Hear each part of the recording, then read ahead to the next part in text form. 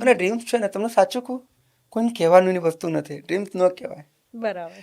મારી વાઈફે મને ખૂબ સપોર્ટ કર્યો, એને જોઈને જ હું આગળ વધ્યો. ઈશ્વરનું નામ કોઈ પણ સ્વરૂપે હોઈ શકે છે. જુદા જુદા ધર્મના લોકો જુદી જુદી નામથી ઈશ્વરને પોકારે છે. મેં જિંદગીની અંદર પોસ્ટને મહત્વ નથી આપ્યો. આ દેશનું યંગસ્ટર બહુ જ હોશિયાર છે. તમે દિલથી, મગજથી, શ્રદ્ધાથી કામ કરો, તમે આગળ વધી જ જાઓ છો. બાલા હનુમાનજી મંદિર 150 વર્ષ પ્રાચીન છે અને 80 વર્ષથી સાધુ સંતોનો ભંડારો કરતું આવ્યું છે. યુવાનો માટે એક મેસેજ છે કે રથયાત્રાની અંદર સાથે રહો, સમૂહમાં રહો, ભગવાનને માનો. આજે આપણે એક સ્પેશિયલ મહેમાન સાથે વાત કરવા જઈ રહ્યા છીએ, જેમની પર્સનાલિટી માત્ર પ્રોફેશનલ સક્સેસ સુધી લિમિટેડ નથી, સ્પિરિચ્યુઆલિટી પણ છે. હેમેન્દ્ર બાગડીજી.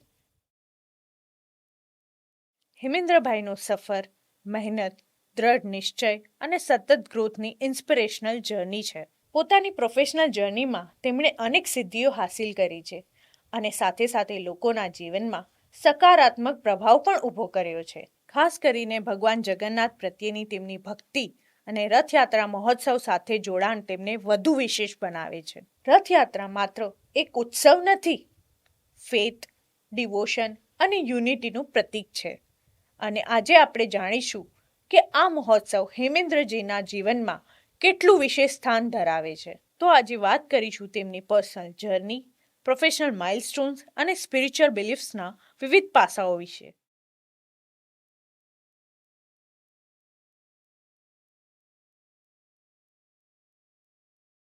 વેલકમ સર, અમારા પોડકાસ્ટમાં તમારું સ્વાગત છે. નમસ્તે. સર, તમારા લાઈફની જર્ની કેવી રહી હતી? ચાઇલ્ડહુડથી અત્યાર સુધીનું જર્ની કેવી થઈ?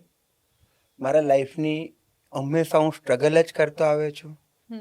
સ્ટ્રગલની અંદર એવું છે કે મારા ફાધર અમદાવાદ શહેરની અંદર આવ્યા ત્યારે એ 4 પૈડાની લારી ચલાવતા હતા, મીઠાઈનો વ્યાપાર કરતા હતા. એના પછી એમણે એક નાનકડો કન્સ્ટ્રક્શનનો વ્યાપાર કર્યો અને પોતે અમદાવાદમાં કોર્પોરેટર રહ્યા, વિરોધ પક્ષના નેતા રહ્યા. પણ એટલા ઈમાનદાર અને એટલા એ પોઝિટિવ હતા કે જિંદગીની અંદર એ કરપ્શનને એ ટાઈમમાં માનતા નહોતા.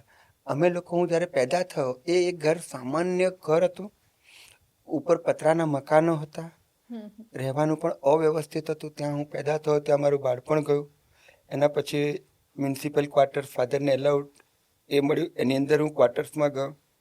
ત્યાં મારું કોલેજનું શિક્ષણ મેં ત્યાં પૂરું કર્યું અને કોલેજના શિક્ષણ પછી મેં વ્યાપાર અને રોજગારની ખૂબ જ તપાસ કરી તો ખૂબ જ સ્ટ્રગલ થવા લાગી કે જોબ મળવી ઇઝી હતી પણ પગાર ખૂબ ઓછા હતા, તો જોબ કરવી ગમતી નથી મને. તો મેં એ બાબતમાં વ્યાપારની અંદર ધ્યાન આપ્યું. તો મેં કોલેજ લાઈફની અંદર જ ફનફેર, સ્ટુડન્ટ ફનફેર કરીને એક મોટી ઇવેન્ટ કરી.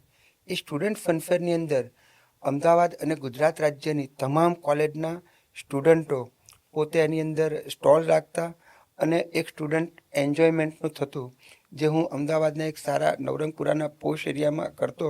2 દિવસ આ ઇવેન્ટ હું ચલાવતો કે જેની અંદર મને રોજગાર પણ મળ્યો, વિદ્યાર્થીઓને મેં આનંદ પ્રમોદ પણ આપ્યો. અને બીજી વસ્તુ એ છે કે મારી લાઈફની અંદર હું મુવમેન્ટ કરતો આવેલો છું. વિદ્યાર્થીઓના પ્રશ્ન માટે મેં ખૂબ જ મુવમેન્ટ ચલાવી છે, પુષ્કળ આંદોલનો કર્યા છે, ખૂબ જ પોલીસનો લાઠીચાર્જ સહન કર્યો છે અને વિદ્યાર્થીઓને ન્યાય અપાવવા માટે હું આ દિન સુધી લડતો જ આવ્યો છું. અને મેં એટલે મારા થકી ભગવાનની મહેરબાનીથી એટલા મોટા મોટા આંદોલનો થઈ ગયા કે મને તો એવું લાગે છે કે આંદોલનના જે સામે લોકો હોય છે એ ખરેખર રાક્ષસનો અવતાર હોય છે, એજ્યુકેશન ફિલ્ડના રાક્ષસો જેવા હોય છે કે જે વિદ્યાર્થીઓને લૂંટી લેતા હોય છે, કે જે વિદ્યાર્થીઓની ડિગ્રીઓ વેચતા હોય છે અને વિદ્યાર્થીઓને પ્રવેશ નથી મળતો. એવા સમયે મેં આંદોલન કરતાં કરતાં મારી જિંદગી આંદોલનમાં ગઈ. મેં ઘણું એવું વિચાર્યું હતું કે હું રાજકારણમાં આગળ વધીશ કે કંઈક પોસ્ટ લઈશ અને ક્યાંક આગળ વધીશ અને ક્યાંક નેતા બનીશ, મિનિસ્ટર બનીશ. પણ એ મેં એક મારું મોટું સપનું અને એક મારું ગોલ હતું. પણ મેં જોયું એ સપનાની અંદર કે જીવનની અંદર ટર્નિંગ પોઈન્ટ એક એવી વસ્તુ આવી જતી હોય છે કે કોલેજ લાઈફનું મારું, જ્યારે મને ડિગ્રીને મને લાસ્ટ યરની માર્કશીટ મારા હાથમાં આવી એ જ દિવસે મેં લગ્ન એક જેની સાથે હું લવ કરતો હતો એ જ દિવસે મેં એની સાથે લગ્ન કરી લીધા. અને જે મારો ટર્નિંગ પોઈન્ટ આવ્યો કે જે માણસ સપના જોતું હોય છે એ સપનામાં અને વાસ્તવિકતામાં કેટલું અંતર હોય છે. કે મેં લગ્ન કર્યા તો લગ્ન પછી જીવન જરૂરિયાત વસ્તુઓની જરૂર પડી, રહેવાના મકાનની જરૂર પડી, સાધન સામગ્રીની, ભોજનની જરૂર પડી, કપડાં ને બધી વસ્તુઓની જરૂર પડવા લાગી. એના માટે પૈસા જોઈએ. તો આપણે સપના જોતા હોઈએ છીએ, પરંતુ જો પૈસા ન હોય અને તમારી પાસે ધગસ ન હોય અને આગળ વધવાની આવડત ન હોય તો સપના કદી પૂરા નથી થતા. તો મેં એ નેતાગીરીને કે એને પ્રાધાન્ય ઓછું આપ્યું. મારી વાઈફને, મારા પરિવારને ખુશ રાખવા માટે મેં રાજકારણની સાથે વ્યાપાર ધંધાને પણ મારી જિંદગીમાં અપનાવ્યા. જેનું પરિણામ એ થયું કે મારી પાસે 2 વ્હીલર હતું, પણ વ્યાપાર ધંધા મને એટલે સુધી લઈ ગયો કે મને 4 wheeler, luxurious car, luxurious posh એરિયામાં મકાન અને એ બધું મને મળવા લાગ્યું. એટલે જિંદગીની અંદર તમારા ગોલ સુધી પહોંચવું હોય તો ખૂબ જ સંઘર્ષ કરવો પડતો હોય છે અને સંઘર્ષથી જ આગળ વધાય છે. અને તમે જિંદગીની અંદર જે ધારો છો એ મળતું જ હોય છે.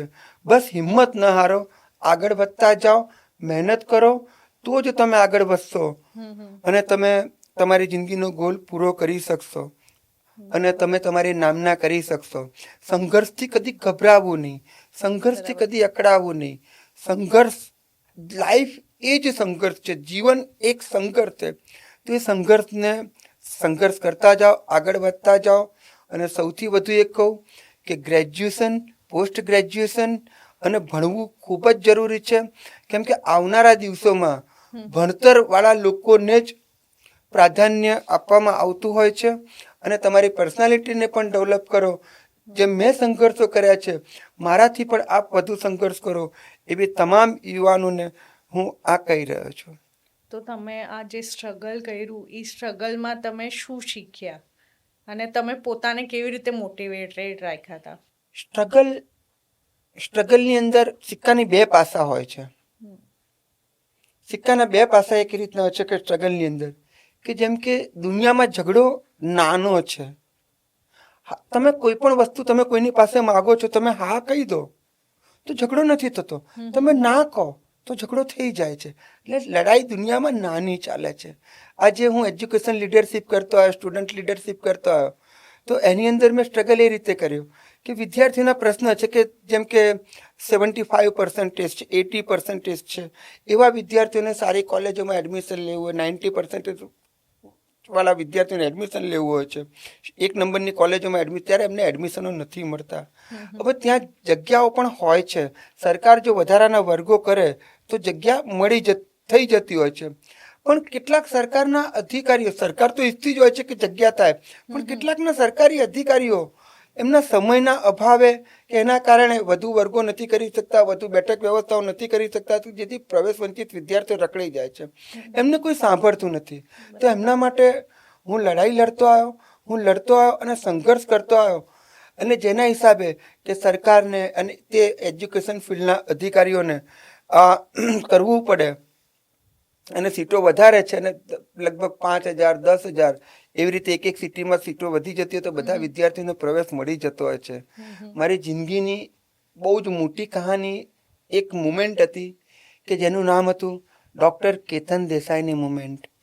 મેડિકલ માફિયા કેતન દેસાઈને દુનિયા એક બિરુદ આપેલું છે. એ મુમેન્ટ એટલી ડેન્જર હતી, એટલી રિસ્કી હતી મારી લાઈફની અંદર કે કેતન દેસાઈ એક એવી વ્યક્તિ હતા કે જે મેડિકલ કાઉન્સિલ ઓફ ઇન્ડિયાના પ્રેસિડેન્ટ હતા, ચેરમેન હતા ઇન્ડિયા લેવલના, કે જેમના હાથમાં તમામ કોલેજો ઇન્ડિયાની આપવી અને કોલેજોમાં એડમિશનથી, પ્રવેશ પ્રક્રિયાથી આપવું એ MCIના વડા હતા.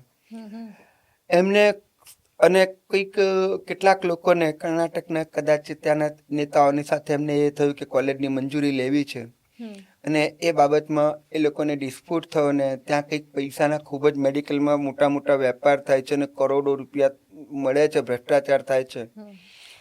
તો એ મુમેન્ટથી કે કેતન દેસાઈને દૂર કરવામાં આવ્યા, દૂર કરવાની વાત થઈ, પણ એ જતા નહોતા. કેતન દેસાઈ બહુ જ બાહુબલી હતા, બહુ જ બાહુબલી, બહુ જ બ્રિલિયન્ટ વ્યક્તિ હતા અને ખૂબ જ મેડિકલ ક્ષેત્રની અંદર એમનું નેટવર્ક હતું.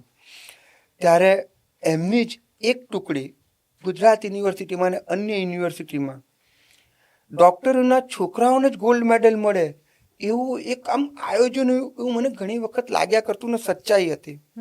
ત્યારે મેં એનો વિરોધ ઉઠાવ્યો. ત્યારે મને ખૂબ સંઘર્ષ કરવો પડ્યો. કેતન દેસાઈના ઘરે જ્યારે રેડ પડી તો મેં છાપામાં વાંચ્યું તો 1500 કરોડ રોકડા પકડાયા, એમના ઘરેથી 1.5 ટન સોનું પકડાયું એવું મેં છાપાના ન્યૂઝમાં વાંચ્યું. તો એ મુમેન્ટ મારી 3.5 મહિના ચાલી અને 3.5 મહિનાની વચ્ચે મને મારી નાખવાની ધમકીઓ આપી, મારી ઉપર એક્સિડન્ટ મારા કરવાની કોશિશો કરી, મને લોભ પ્રલોભન કરવામાં આવ્યા, મને ખૂબ ડરાવવામાં ધમકાવવામાં આવ્યા. પણ હું આપને કહું કે જિંદગીમાં હિંમત નહીં હારવાની, લડી લીધું. પરિણામ એ આવ્યું કે કેતન દેસાઈને દૂર કરવામાં આવ્યા. એ મારો ડેન્જર મુમેન્ટ હતી આજ સુધીના ઇતિહાસની. તો તમારી કરિયર લાઈફમાં કયા મોટા ડિફિકલ્ટ ચેલેન્જીસ આવ્યા હતા? એક બીજી મુમેન્ટ હતી કે દારૂની નશાખોરી બંધ કરો.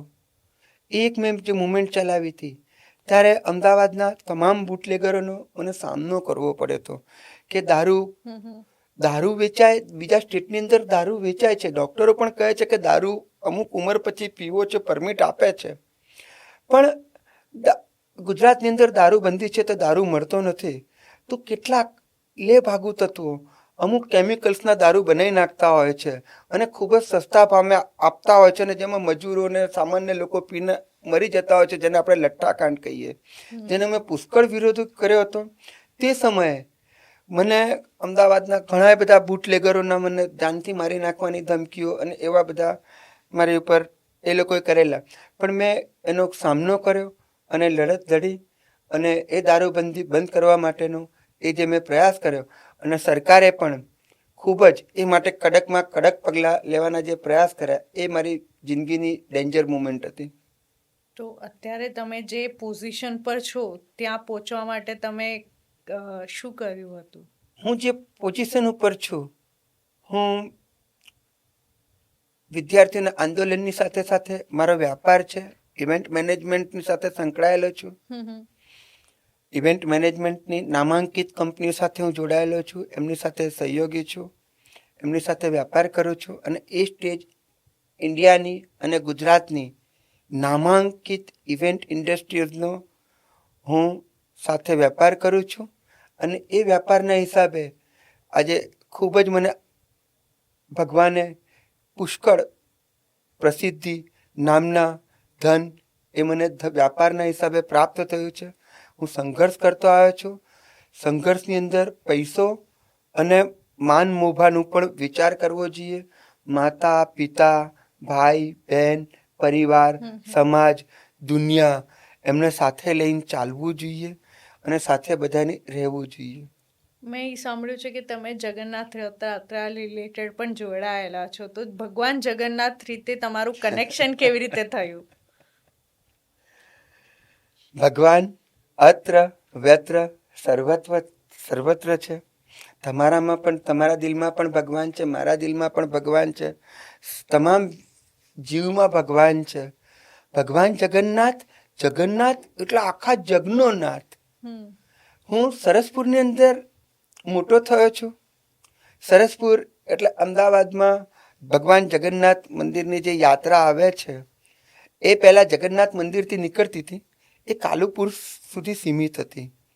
કાલુપુર સુધી એ યાત્રા સીમિત હતી, પણ પછી ત્યાં સરસપુરની અંદર જે ગામના લોકો અને ત્યાંના મહંત હતા, બાલા હનુમાનજી મંદિર અને રણછોડજીના મંદિર, વાસુદેવ દાસજી કરીને 80 વર્ષ પહેલાં મહંત હતા. એ મહંતે કાલુપુર સુધી આવતા રથયાત્રાના જગન્નાથ મંદિરના મહારાજને કહ્યું કે સ્વામીજી, આપણે રથયાત્રા કાલુપુર સુધી નહીં પણ તમે સરસપુર સુધી લંબાવો. તો એ 80 વર્ષ પહેલાં કહ્યું, ત્યારથી સરસપુરની અંદર રથયાત્રાનો પ્રવેશ થયો. ત્યારે સરસપુરની અંદર રણછોડજી મંદિર જે છે તેને મામેરું કરવા લાગ્યું અને બાલા હનુમાનજી મંદિર અને રણછોડજીનું જૂનું મંદિર અને બીજા અન્ય મંદિરો, આ મંદિરો સાધુ સંતોનો ભંડારો કરવા લાગ્યા. રથયાત્રા જે આવે છે, જ્યાં વિરામ લે છે, એ સ્થાનને કહેવાય છે સરસપુર. જે સરસપુર એટલે ભગવાનનું મોસાળ ગણાય છે. રથયાત્રાના આવતાના દિવસો પહેલા ભગવાન જગન્નાથજીના ત્રણેય ભાઈ બહેનો, ત્રણેય સુભદ્રાજી, બલભદ્રજી, જગન્નાથજી, આ ત્રણે સરસપુરની અંદર મામાના ઘરે રહેવા આવતા હોય છે. એટલે સરસપુરને મોસાળ કહેવાય છે. 15 દિવસ ત્યાં રહે છે. તો હું સરસપુરમાં હું મોટો થયો. હું રહું છું અમદાવાદના સિંધુ ભવન રોડ ઉપર મારો બંગલો છે. અને સરસપુરમાં બી રણછોડજીની લાઈનમાં, મંદિરની જ લાઈનમાં લગભગ 10-12 મકાનો છોડીને જ મારું એક મકાન, ભવ્ય મકાન છે. ત્યાં ભગવાનની કૃપાથી તો અમે ત્યાં રથયાત્રાના ટાઈમમાં અમે લોકો લગભગ સેવા આપવા માટે 15-20 દિવસથી ત્યાં આવ્યા છીએ.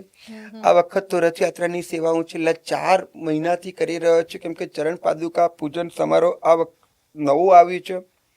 બીજું સંસ્કૃત રથોત્સવ યાત્રાનું નવું આયોજન કર્યું છે અમે લોકોએ. એટલે એના માટે હું 5 મહિનાથી આની સાથે જોડાયેલો છું. આપનો પ્રશ્ન છે કે રથયાત્રામાં રણછોડજી કે ભગવાન માટે તમે કેમ આવ્યા છો? મને ભગવાન પ્રત્યે શ્રદ્ધા છે. મને શ્રદ્ધા એવી છે કે જે કંઈ છે આ દુનિયામાં કોઈ ચલાવનારું તો છે જ. આ એટમોસ્ફિયર, આ વાતાવરણ કંઈક તો ચલાવનારું છે જ. અને મેં હિન્દુ શાસ્ત્રોની અંદર વાંચ્યું છે કે 60 વર્ષ પછી વાન પ્રસ્થાન થતું હોય છે. મારી બી કદાચ 60 વર્ષ તો થઈ ગયા, તો મારે બી વાન પ્રસ્થાનમાં જવું જોઈએ એવું મને લાગ્યું. તો કદાચ કુદરતે જ મને આ કામ સોંપી દીધું છે કે તારે આ કરવાનું છે હવે. બરાબર. તો તમારે આ જે આધ્યાત્મિક તમારા લાઈફમાં કેટલું ઇમ્પોર્ટન્ટ આપે છે? હું આધ્યાત્મિકની બાબતમાં કહું, મારા કરતાં મારી વાઈફ બહુ જ આધ્યાત્મિક છે. કદાચ હું એને જોઈને આધ્યાત્મિક થઈ રહ્યો છું. એ ભક્તિભાવમાં ખૂબ માને છે. હું સાયન્સનો સ્ટુડન્ટ હતો, બીએસસી કરેલું છું, ગ્રેજ્યુએટ બીએસસીમાં સાયન્સનો સ્ટુડન્ટ થયો. મને ઘણી વખત એવું થાય કે ભગવાન આ બધું સાયન્સની રીતે રજૂ કરો, સાયન્સની રીતે રજૂ કરો. તો મારી વાઈફ મને ઘણી વખત કહે છે કુદરત છે તો જ આપણે છીએ. બહુ સાચી વસ્તુ છે. સાયન્સની રીતે કામ કરે છે. સાયન્સ એટલે શોધ કરે છે. પણ હું આજે હવા લઈ રહ્યો છું, એથી જ મારું જીવન છે, એ જ સત્ય છે. એ હવાથી જ હું આગળ વધી રહ્યો છું. એ જ બંધ થઈ જશે, તું બંધ થઈ જશે, તો આ હવા જ ભગવાન છે. આજે પાણી પીવું છું, એ જ ભગવાન છે. મારી વાઈફ સવારે જ ઘણી વખત સવારે ઉઠી જાય છે, પૂજા પાઠમાં માનનારી છે, ભક્તિભાવમાં માનનારી છે. આજે આપ નહીં માનો કે ચરણ પાદુકા 6ઠી તારીખે ફંક્શન છે, જે સરસપુરમાં મારું મકાન છે ત્યાં આવી ગઈ છે. તો મારી વાઈફે એટલી બધી અત્યારે તૈયારી કરી છે. એ છેલ્લા 20 દિવસથી ત્યાં રણછોડજીની લાઈનમાં એ આના માટે ત્યાં આવી છે. અને એને જોઈને પણ કદાચ મને ભગવાન પ્રત્યે હું પ્રેરાઈ રહ્યો છું. આમાં મારી ગુરુ મારી વાઈફ છે આ બાબતમાં. શું તમે માનો છો કે આધ્યાત્મિક હોય કે ભક્તિથી તમારા ડિસિઝન મેકિંગ પર કઈ અસર પડે છે? ચોક્કસ પડે છે. દુનિયામાં આગળ વધવું હોય ને તો માનસિક શાંતિ જરૂરી છે. બરાબર. અને જે માનસિક શાંતિ છે ને એ આધ્યાત્મિક શાંતિથી મળે છે એવું મને લાગે છે. માનસિક શાંતિ કે આધ્યાત્મિક શાંતિથી જ મળે છે. જિંદગીની અંદર આપણે પરિવારની અંદર બેઠા હોય છે, આ કામ પેલું કામ, આ કામ પેલું કામ. તમે તમારી જાત સાથે તો વાત જ નથી કરી શકતા. બરાબર. તમારા પોતાની સાથે તો તમે વાત જ નથી કરી. તમે તમારે મંદિરમાં જાઓ છો ને તો સામે ભગવાનની મૂર્તિ હોય છે, સરસ મજાની સુગંધ ધૂપની આવતી હોય છે. તમે આંખો બંધ કરો છો અને તમે ભગવાનની સાથે અને પોતાની સાથે વાત કરો છો. બરાબર. એવું ફિલિંગ થાય છે. એ જ વસ્તુ સત્ય મને લાગે છે આધ્યાત્મિકમાં. તો રથયાત્રા તમારા જીવનમાં કેટલી ઇમ્પોર્ટન્સ કે સિગ્નિફિકન્સ રાખે છે? રથયાત્રા એક આપણે કહું કે અમે પરિવારની અંદર મારા ઘરની અંદર અમે 3 મેમ્બર છીએ. હું, મારો દીકરો, મારી પત્ની અને બીજા મારા 2 ડોગી. મારી વાઈફ એટલી સેવાભાવી છે કે આજના યુગમાં ગાય પાળવી એટલે બહુ જ અઘરી વસ્તુ છે. બરાબર. એણે મારું જે ખેતર છે, મારું જે ફાર્મ હાઉસ છે, એની અંદર એણે લગભગ 15 જેટલી ગીર ગાયો રાખી છે. એની સેવા કરે છે. 15 ગીર ગાયોમાંથી લગભગ 8 તો આખલા છે. અચ્છા. અને ગાયો 7 ગાયો છે. એની અંદરથી 3 ગાયો દૂધ આપે છે. પરંતુ એ 15 જણાને મારી વાઈફ એ ગાયોને ખવડાવે છે. તમને હું કહું કે સોયાબીન, મકાઈ, જવ, જુવાર એ જાતે દળે છે. એ તૈયાર ભાણું ગાયોને આપતી જ નથી. લોકો તૈયાર ભાણું આપતા હોય છે, ગાયોને આપતી જ નથી. મારી વાઈફ એ ગાયોની એ ગૌ સેવા કરે છે અને એ ગૌ સેવાની કરતા કરતા ધાર્મિક આ કાર્યો કરે છે. તો એ મારું કુટુંબ, જે તમે પ્રશ્ન કર્યો કે કુટુંબ મારું, તો મારા 2 ડોગી, મારો પરિવાર, આ મારી ગાયો, આ બી એક મારું કુટુંબ છે. તો રથયાત્રા એક એવી વસ્તુ છે કે એક દિવસ માટે 2.5 થી 3 લાખ લોકોનું મારું કુટુંબ જે સરસપુરમાં દેખાય છે.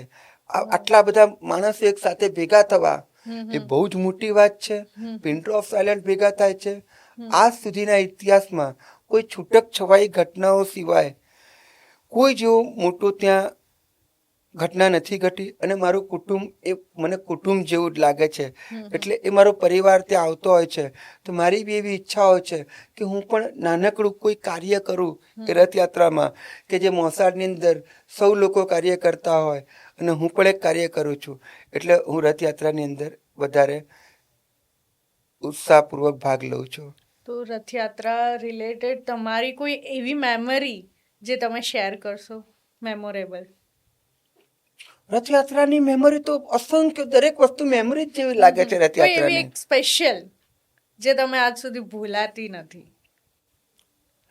રથયાત્રાની દિવસે એક મેમરી તો જો આનંદ, ઉત્સાહ. હવે એક દિવસ એવું થયું કે રથયાત્રા પૂજન પછી જ્યારે રથ સરસપુરની અંદર આવે છે, બાલા હનુમાન મંદિરે પ્રથમ વખત રથ રોકાવાના હતા. તો 3 રથ હોય છે, ભગવાન જગન્નાથજીનો, સુભદ્રાજીનો, બલભદ્રજીનો 3 રથ હોય છે.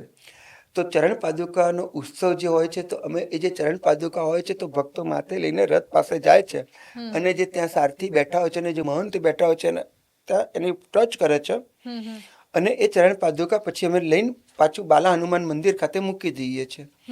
એ બાલા હનુમાન મંદિર અમે જ્યારે મૂકી દઈએ છીએ ને તો 2 રથ પસાર થઈ ગયા અને ત્રીજું રથ આવ્યું ને એ કદાચ કોઈ કારણસર રોકાઈ ન શક્યો અને ભાગદોડ થઈ ગઈ અને જે માથે ચરણ પાદુકા હતી એ ચરણ પાદુકાનું ઢાંકણું માથા ઉપરથી પડી ગયું અને એ ચરણ પાદુકા કદાચ નીચે પડી જાય એવી પરિસ્થિતિ હતી. પણ ભગવાનની મહેરબાની કે એક વ્યક્તિના ખભા ઉપર એક નાનું બાળક બેઠું હતું. નોટ બિલીવ, મને એવું લાગે છે કે ભગવાન હશે. તો એને ચરણ પાદુકાને આમ હાથ મૂકી દીધો અને ચરણ પાદુકા પડતા પડતા રહી ગઈ એ નાના બાળકના કારણે. જો નાના બાળક ચરણ પાદુકાને ન અડ્યું હોત તો ચરણ પાદુકા નીચે પડી ગઈ હોત તો ધાર્મિક રીતે ઘણા લોકોને એ વસ્તુની ઠેસ લાગી હોત. એ દ્રશ્ય હું આજ બી નથી ભૂલી શકતો. જે આ વસ્તુ મેં પોલીસ અધિકારીઓને પણ કહી કે આ બાબતમાં મને પૂરતો બંદોબસ્ત આપવો જોઈએ આપ લોકોએ, અને એ લોકોએ આપવાની બાંહેધરી આપી. તો આ જે રથયાત્રા છે એનો અસલી મહત્વ તમારા માટે શું છે? કે ઉત્સવ છે કે આધ્યાત્મિક અનુભવ છે? બંને વસ્તુ છે, બંને વસ્તુ છે. ઉત્સવ બી છે, આધ્યાત્મિક બી છે. રથયાત્રા નાના બાળકોને મજા આવતી હોય છે. એમ નાના બાળકો જે આવતા હોય છે એમના માટે ઉત્સવ છે. એની અંદર હાથી હોય છે, એની અંદર અખાડા હોય છે, હાથીને બધું આવે છે એટલે નાના બાળકો ખુશાલ થઈ જાય છે. અખાડા હોય છે એ યુવાનોને કહે છે કે ભાઈ મેરે જૈસી બોડી બનાવો. અખાડાવાળાઓ યુવાનોને પ્રેરિત કરે છે કે મેરે જૈસી બોડી બનાવો. ભજન મંડળીઓ આવતી હોય છે, એ ગળપણવાળા લોકોને કહે છે કે બોસ પ્રભુના દ્વારમાં 60 પતી ગયા, આવી જા ભક્તિ કરવા. પછી જે ટ્રક ને જે બધું હોય છે એની ઉપર રાષ્ટ્ર પ્રેમના બી ઘણા બધા મેસેજો લખેલા હોય છે. એટલે દેશભક્તિના બી એમાં મેસેજો આવતા હોય છે. એટલે રથયાત્રા ધર્મની સાથે ઉત્સવ બી છે. રથયાત્રા એક બહુ જ મોટો તહેવાર છે. રથયાત્રા ન ભૂલી શકાય એનો મોટો તહેવાર છે. દરેક વ્યક્તિએ રથયાત્રાના ઉત્સવ તો માણવો જ જોઈએ. તો આ રથયાત્રા દરમિયાન મેં સાંભળ્યું છે કે સ્પેશિયલી તમારા પાસે રસોડું જોવા માટે લોકો આવે છે. હા, શું ઇમ્પોર્ટન્સ છે એનું? સરસપુર ગામ છે ને, સરસપુર, મારું સરસપુર, અમારું સરસપુર. હું સરસપુર ગામનો છું, મને ગર્વ છે હું સરસપુરનો છું. કે સરસપુર મોસાળ, મારા મોસાળની અંદર એક 5 વર્ષનું બાળક થી 90 વર્ષનું વયોવૃદ્ધ એ પણ આ રસોડાની કામગીરીમાં જોડાતા હોય છે અને એટલા ખુશી એ લોકો કાર્ય કરતા હોય છે. સરસપુરની આવેલી પોળો, નાની પોળ હોય કે પછી મોટી પોળ હોય, ત્યાંના યુવાનો, ત્યાંની મહિલાઓ એટલા થનગનતા હોય છે કે રાત આવશે, મહેમાનો આવશે, અમે એમને જમાડીશું.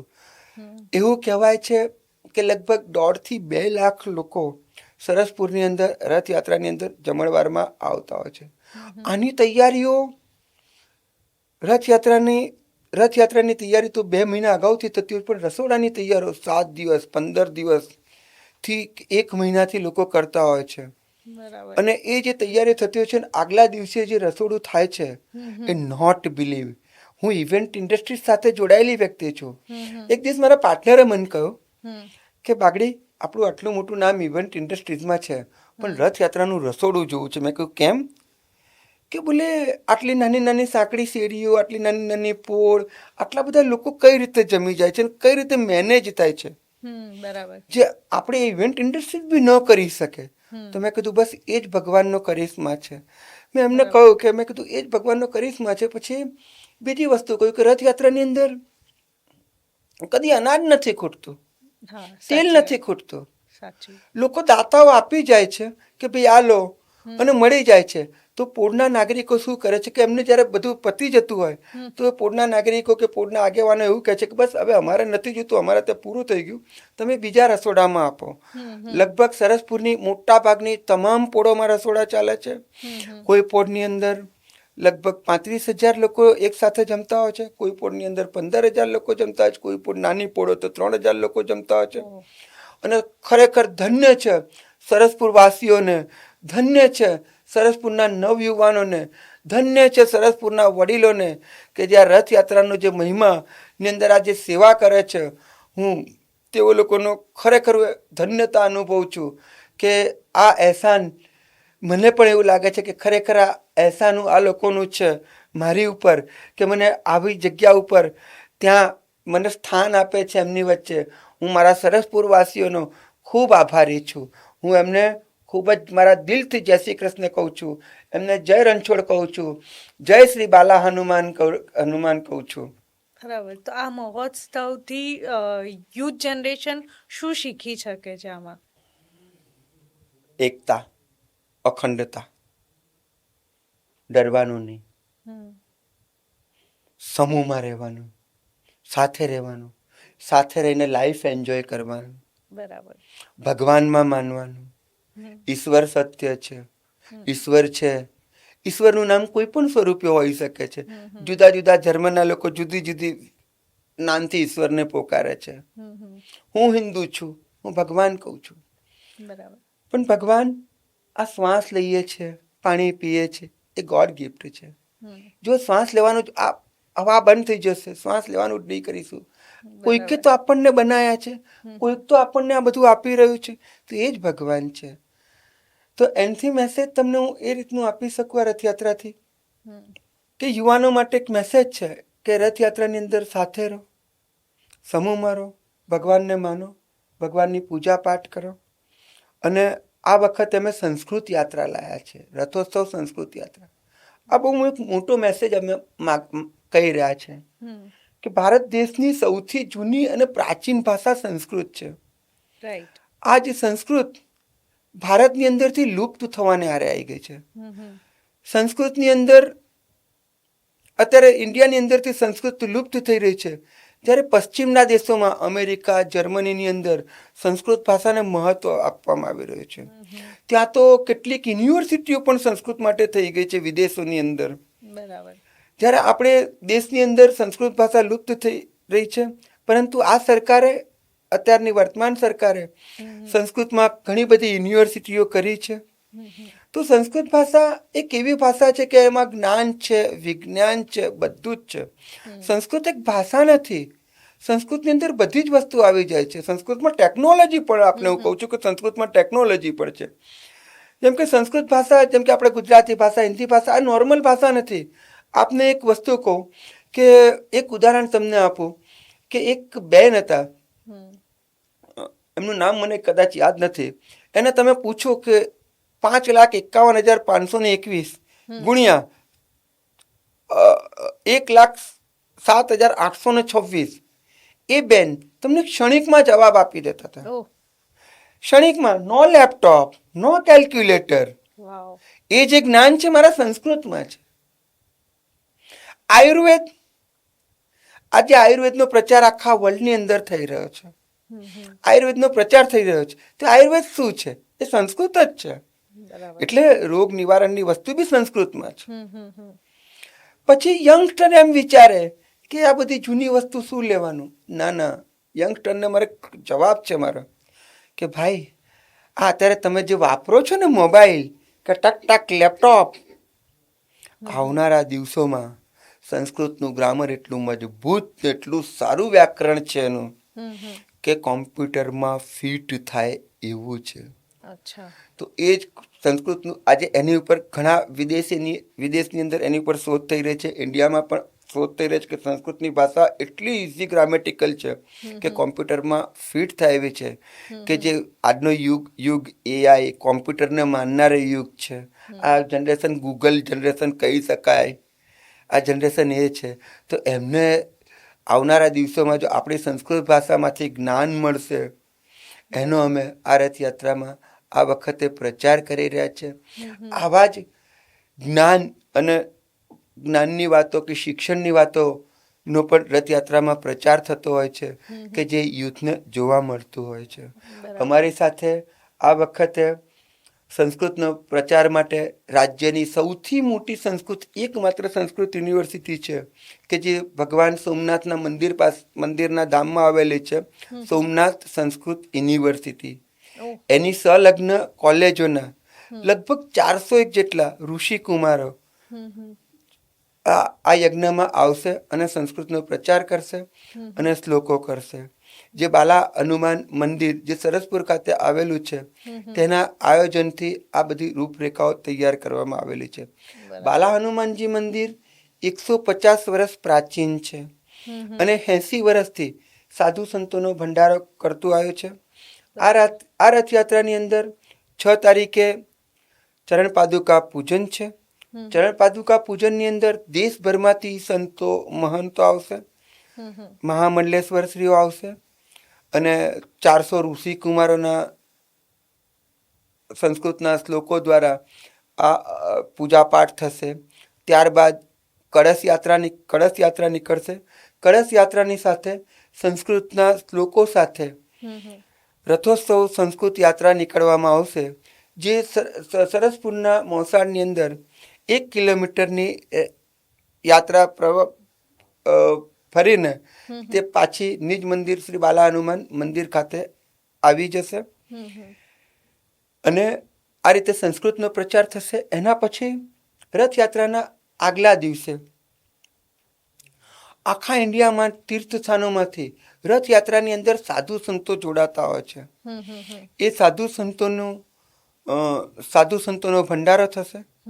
સાધુ સંતોના ભંડારાની અંદર સાધુ સંતો જે આવતા હોય છે એમને પ્રેમપૂર્વક ભક્તિભાવથી જમાડવામાં આવતા હોય છે અને એ સાધુ સંતોને જમાડ્યા પછી તેઓને બાલા હનુમાન મંદિર દ્વારા વસ્ત્રદાન અને દક્ષિણા અર્પણ કરીને સાધુ સંતોનું સન્માન કરવામાં આવતું હોય છે. એ દિવસે સંધ્યાએ બાલા હનુમાન મંદિર દ્વારા સુંદરકાંડનું આયોજન કરવામાં આવેલું છે. તારીખ 15મી રથયાત્રાના અગાઉ આ ભંડારો પતી ગયા પછી બીજા દિવસે રથયાત્રાના દિવસે સવારે મંદિરના ભક્તો માટે પ્રભુ પ્રસાદીનો કાર્યક્રમ હોય છે અને એ જ દિવસે રથયાત્રા જ્યારે આવી જતી હોય છે, ભગવાન જગન્નાથજીના 3 રથ બાલા હનુમાન મંદિર ખાતે ધીમા પડતા હોય છે કે રોકાય છે, ત્યારે ચરણ પાદુકા જે પૂજન વિધિથી કરેલી હોય છે એ ચરણ પાદુકા અર્પણ કરવામાં આવે છે અને એ ચરણ પાદુકા અર્પણ કર્યા બાદ એ રથયાત્રા આગળ મોસાળમાં જે હોય છે જ્યાં વિરામ લેવાનો છે ત્યાં વિરામ લે છે અને લાખો મેદની ત્યાં દર્શન કરવામાં આવતી હોય છે. અને ભગવાનના શ્રી મોસાળનું જે છે એ ધામ ખાતેથી રણછોડજી મંદિર ખાતેથી ત્યાં મોસાળું કરવામાં આવે છે, જેમાં લાખો પબ્લિક જોડાતી હોય છે. અને ત્યારબાદ જગન્નાથ મંદિરના મહંત દિલીપદાસજી, જગન્નાથ મંદિરના ટ્રસ્ટી મહેન્દ્રભાઈ ઝા, તે લોકો પણ રથયાત્રાના સાથે આવતા હોય છે.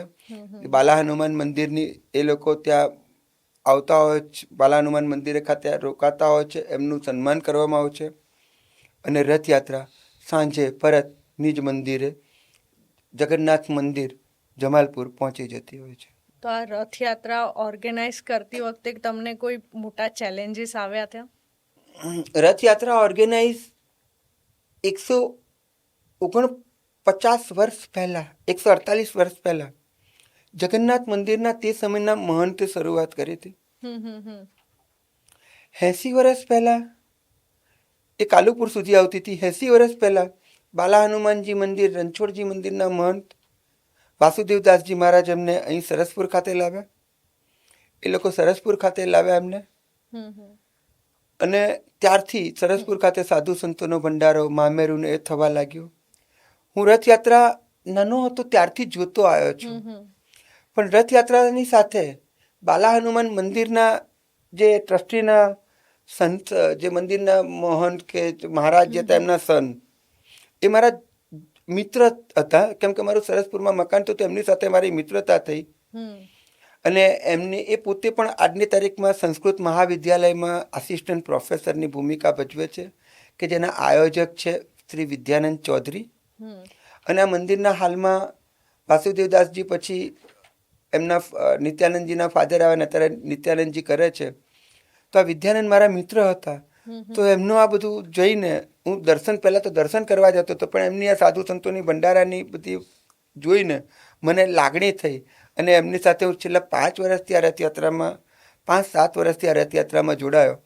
પછી રથયાત્રામાં જોડાયો તો મને એવું લાગ્યું કે અહીંયા સાધુ સંતોનો ભંડારો થાય છે, મામેરું થાય છે, પણ મને કોઈક એવું કહ્યું કે આ ભગવાન છે ને ચંપલ પહેર્યા વગર આવે છે. બરાબર. તો મારા ભગવાન ચંપલ પહેર્યા વગર આવે છે, તો હવે મને નથી ખબર કેમ ચંપલ, એવું મેં સાંભળ્યું છે કે ભગવાન ચંપલ વગર આવે છે, કે ચરણ પાદુકા, ભગવાનની ભાષામાં માફ કરજો ચંપલ ન કહેવાય, ચરણ પાદુકા પહેર્યા વગર આવે છે. તો મને એવું થયું કે ભગવાન ચરણ પાદુકા વગર પહેર્યા આવે છે, તો મારે ચરણ પાદુકા અર્પણ કેમ ન કરવી જોઈએ? તેથી મને આ એક વિચાર મગજમાં આવ્યો.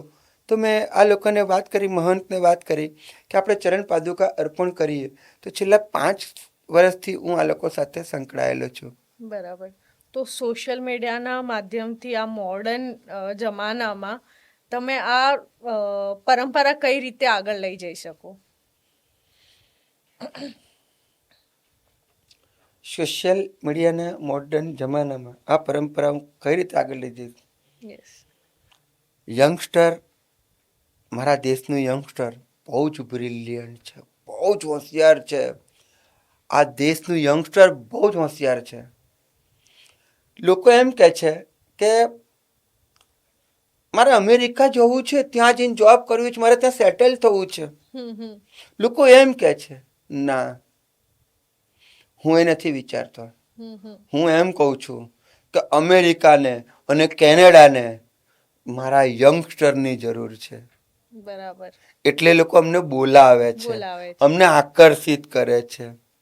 સ્વાભાવિક છે, મારો દેશ કદાચ સોને કી ચિડિયામાંથી અત્યારે એ લોકો કરતાં થોડો ઝાંખો પડ્યો હશે, એટલે મારું યંગસ્ટર પશ્ચિમના દેશોમાં આકર્ષાય છે. પણ સત્ય એ છે, એ લોકોને અમારા દેશના યંગસ્ટરોની જરૂર છે. એ લોકોને મારા યંગસ્ટરોની જરૂર છે, એટલે અમને બોલાવે છે એ લોકો ત્યાં. અમે નથી જતા, પણ અમને કે અમને બતાવે છે કે આવો, ત્યાં તમને સારા પેકેજ મળશે, તમને ત્યાં સારું ભણતર મળશે, તમને ત્યાં સારી જોબ મળશે, તમને આ બધું મળશે. એટલે આપણા લોકો આકર્ષાય છે. એ શાનથી આકર્ષાય છે? સોશિયલ મીડિયા માધ્યમથી આકર્ષાય છે. એ શાનથી આકર્ષાય છે? ઇલેક્ટ્રોનિક્સ ચેનલોથી આકર્ષાય છે. ન્યૂઝ જે વર્તમાનપત્રો છે એનાથી, જાહેરાતોથી આકર્ષાય છે. તો સોશિયલ મીડિયા માર્કેટિંગથી જે આકર્ષાતું હોય તો ધર્મનું કામ છે, એને પણ સોશિયલ મીડિયા માર્કેટિંગ સાથે મારે મૂકવું જોઈએ, એનો પ્રચાર પ્રસાર કરવો જોઈએ, ધર્મનું કામ છે. અને ધર્મની કામની સાથે હું એજ્યુકેશન લીડરશિપ કરતો આવ્યો છું, તો હું સંસ્કૃતનો પ્રચાર કરી રહ્યો છું. અને સંસ્કૃત સારી વસ્તુ છે. કોમ્પ્યુટરમાં જ સોશિયલ મીડિયા માટે તમને કોમ્પ્યુટરની લેપટોપની જરૂર પડશે. એની અંદર જો સંસ્કૃત ભાષા ફિટ થતી હશે ને તમે એવું આપણે ઇન્ડિયાના દેશના લોકો આવું કરી દઈશું તો આપણું વિશ્વમાં કેટલું ઇન્ડિયાનું નામ વધશે. તો એ સોશિયલ મીડિયામાં જાહેરાતથી આકર્ષાય લોકો અને સંસ્કૃતનો બી પ્રચાર થાય ને આવી અન્ય વસ્તુનો પ્રચાર થાય એટલે સોશિયલ મીડિયામાં અને બધા મીડિયામાં અમારો આનો પ્રચાર થવો જ જોઈએ, રથયાત્રાનો પ્રચાર થવો જ જોઈએ, ધાર્મિક રીતે પ્રચાર થવો જોઈએ. તો જગન્નાથજીનો કયો મેસેજ તમને સૌથી ઇન્સ્પાયર કરે છે? ધાર્મિક રીતે પૂછું, વાસ્તવિક રીતે જવાબ આપો, તમને જવાબ કઈ રીતે આપવાનો? કેમ કે આ તો બહુ જ અઘરો પ્રશ્ન અને બહુ જ મોટો પ્રશ્ન છે. તમારો પ્રશ્ન ફરીથી રિપીટ કરો મને. જગન્નાથજીનો કયો મેસેજ તમને વધુ ઇન્સ્પાયર કરે છે?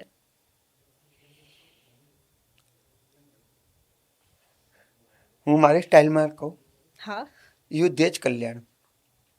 બરાબર. યુદ્ધ એ જ કલ્યાણ. ભગવાન કૃષ્ણએ જે કહ્યું ને કે યુદ્ધ એ જ કલ્યાણ. હવે તમે એમ કહેશો કે હું યુદ્ધ લડાવવા માટેની વાત કરું છું, ના, એનો અર્થ હું બીજો આપને આપું છું. યુદ્ધ એ જ કલ્યાણ એટલે કે જિંદગી સાથે સંઘર્ષ કરો, તમારી સાથે જ યુદ્ધ કરો અને આગળ વધો. બરાબર. જે ભગવાન જગન્નાથજીએ મેસેજ આપ્યો હતો કે યુદ્ધ એ જ કલ્યાણ, તો આજની જનરેશન યુદ્ધ કરો એનો મતલબ એવું નહીં કે મારામારી કરો. યુદ્ધ એટલે સ્વયં સાથે લડો, પોતાની કેરિયર આગળ વધવા માટે એ યુદ્ધ કરો. એટલે ભગવાનનો મેસેજ હું કરું એ કરવા માંગુ છું. તો આ રથયાત્રા કેવી રીતે સ્ટાર્ટ થાય છે અને એન્ડ સુધીનો તમારો એમાં રોલ શું હોય છે? રથયાત્રાની સવારથી જ આપણે સ્ટોરી સાંભળવી છે કે રથયાત્રાની શરૂઆત એકાદ મહિના અગાઉથી થતી હોય છે. એમાં તમારો રોલ શું હોય છે? મારો રોલ છેલ્લા 15 દિવસથી જ્યારે ભગવાન અહીં આવે છે, મોસાળની અંદર આવે છે, તો સાધુ સંતોનો જે ભંડારો થતો હોય છે એમાં સાધુ સંતો જમાડવાનો રોલ હોય છે અને ચરણ પાદુકા પૂજન, એની પૂજન વિધિ કરાવવાનો મારો રોલ હોય છે. અને પછી આ વખતે સંસ્કૃત પુનરોત્થાનની જે વાત છે કે સંસ્કૃતનો પ્રચાર અને પ્રસાર થવો જોઈએ એ મારો રોલ હોય છે. અને હું સોશિયલ મીડિયા માર્કેટિંગમાં એ જ કરાવવા માગું છું કે આજનું યંગ જનરેશન ધાર્મિકની સાથે સાથે એજ્યુકેશનમાં સંસ્કૃતનો પ્રચાર કરે અને સંસ્કૃત ભાષાને આગળ વધારે. બરાબર. એ પ્રચારમાં જ આ ભૂમિકા સારો થાય એ જ મારો રોલ છે અત્યારે. બરાબર. તો તમારા આગળ પ્લાન્સ અને ડ્રીમ્સ શું છે? ઓહો, જો ડ્રીમ્સ તો છે ને બહુ જ ઊંચા જોયા, બહુ જ ઊંચા ડ્રીમ્સ છે. અને ડ્રીમ્સ છે ને તમને સાચું કહું, કોઈને કહેવાની વસ્તુ નથી, ડ્રીમ્સ ન કહેવાય. બરાબર. ડ્રીમ્સ બહુ જિંદગીના ઊંચા ગોલ હોય છે કે શું બનવું છે. આપણે કોઈને કહીએ ને કે મારા ડ્રીમ્સ છે તો ઘણા લોકો વિરોધી બી થઈ જતા હોય છે. ઘણાને એવું લાગે છે કે મોટી મોટી વાતો કરે છે, ઘણાને એવું વિરોધી થઈ જતા હોય છે કે આનો ત્યાં સુધી ન પહોંચવા દો. તો ડ્રીમ્સ જિંદગીની અંદર ખૂબ ટોપનું નામ કમાવું, ખૂબ આગળ વધવું, ખૂબ મોટો વેપાર કરવો, ખૂબ મોટો પોલિટિશિયન બનવું, ખૂબ ધર્મની સેવા કરવી, ખૂબ જ રાજકારણમાં ઇન્ટરેસ્ટ લઈને પ્રજાની સેવા કરવી, આ બી એક મારું મોટું ડ્રીમ હતું જિંદગીની અંદર. પણ આજે એ ડ્રીમની અંદર હું ખૂબ જ આગળ તો છું જ, મને એવું લાગે છે કે હું ખૂબ જ આગળ છું. મેં જિંદગીની અંદર પોસ્ટને મહત્વ નથી આપ્યો. પોસ્ટને કે પછી પાવરને કંઈ જરૂર જ નથી આ દેશની અંદર કે આ દુનિયાની અંદર પાવર હોવું કે પોસ્ટ હોવું. તમે દિલથી, મગજથી, શ્રદ્ધાથી કામ કરો, તમે આગળ વધી જ જાઓ છો. મેં જ્યારે મેરેજ કર્યા, મારી પાસે ખાવાનું પણ નહોતું. મારી પત્નીના પર્સની અંદર 5 રૂપિયા પડ્યા હોય તે 5 રૂપિયાની સીંગ મંગાવીને એમાંથી અમે બંને જણા ખાતા હતા. એ આપ નહીં માનો કે મેં એવા દિવસો પણ જોયા કે મારી વાઈફ 1 રૂપિયો ભેગો કરે અને 10 દિવસે એને રોજ કોફી 1 લીટર દૂધની પીવા જોઈએ, પણ 5 દિવસે કે 10 દિવસે એ એક રૂપિયો ભેગો કરીને જે 10 રૂપિયા થાય ને એમાંથી દૂધ લાવે અને કોફી બનાવીને એક અઠવાડિયામાં એક વખત કોફી પીવે. એ જે જિંદગીના મેં દ્રશ્યો જોયા છે. મારી વાઈફે મને ખૂબ સપોર્ટ કર્યો, ખૂબ મને આગળ વધારવા માટે મહેનત કરી અને એને જોઈને જ હું આગળ વધ્યો. એની એક વસ્તુ એ હતી કે એની એક દીર્ઘ દ્રષ્ટિ રહેતી હતી કે મિલકત વસાવવી, પૈસાને બચત કરવી, પૈસાનું એ કરવું. અને એણે મારા વ્યાપારની અંદર બી મને ખૂબ મદદ કરવી. મને નામનાઓ મેળવવા માટે ઘણા આંદોલનોની અંદર મારી સંઘર્ષ થતો. વિદ્યાર્થીઓ દ્વારા તોડફોડ થઈ જતી, પોલીસ મને પકડી જતી, લોકઅપમાં રાખતી, મારા રિમાન્ડ લેવાતા. એવા ટાઈમે મારી વાઈફે મારી ફેમિલીને, મારી મધર, ફાધર, મારા ભાઈ, બહેન બધાને એણે સાચવ્યા અને એણે સાચવ્યા, મારા પરિવારને સાચવ્યો. અને એણે જે મને આ સપોર્ટ, મારું ડ્રીમ પૂરું કરવામાં મને જેણે મદદ કરી, હું મારી વાઈફને એ બાબતમાં ખૂબ આભારી છું. અને હું મારી વાઈફને એટલું બી કહું છું કે આજે તું મારી સાથે છે એટલે હું આગળ છું. અને રહી વાત પોસ્ટની અને પાવરની, કે તમે જ્યારે વિચારો ત્યારે પોસ્ટ અને પાવર મળી જતા હોય છે. એનું ઉદાહરણ તમારે કોઈને જોવું હોય તો આજના દેશના વડાપ્રધાન જોઈ લો અને કેટલાય નેતાએ જોઈ લો કે જે કશુંય નહોતા અને ઝીરોમાંથી હીરો થઈ જતા હોય છે. Sir, thank you so much તમારી Thank you. જર્નીની લાઈફ અહીંયા શેર કરવા માટે, પ્લસ રથયાત્રા રિલેટેડ તમે કેવી રીતે જોડાયેલા છો એનું ફૂલ ડિસ્ક્રિપ્શન, કે કેવી રીતે રથયાત્રા આખું પ્લાન ચાલે છે, કેવી રીતે કરે છે ને લોકોને કેટલું ઇન્સ્પાયર કરે છે અને લોકો સુધી કેવી રીતે પહોંચે છે રથયાત્રા રિલેટેડ, એના માટે શેર કરવા માટે થેન્ક યુ સો મચ અમારા સાથે જોડાવા માટે. Thank you thank you thank you thank you so much આ એપિસોડને એન્ડ સુધી જોવા માટે. પ્લીઝ આ ચેનલને સબસ્ક્રાઈબ કરજો અને આ એપિસોડ તમારા કોઈ એક ફ્રેન્ડ કે પ્રોફેશનલ એસોસિએટ સાથે જરૂર શેર કરજો. હવે મળીએ નેક્સ્ટ એપિસોડમાં એક નવા ગેસ્ટ સાથે. ત્યાં સુધી લેટ્સ મેક ગુજરાત પ્રાઉડ.